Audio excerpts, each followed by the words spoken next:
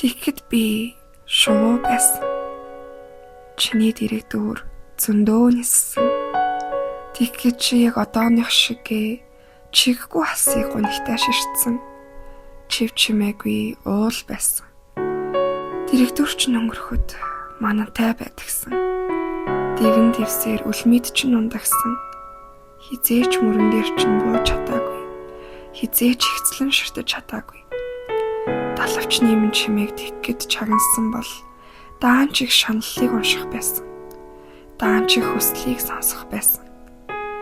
Даруй 100 жил чамайг тойрон ниссэн.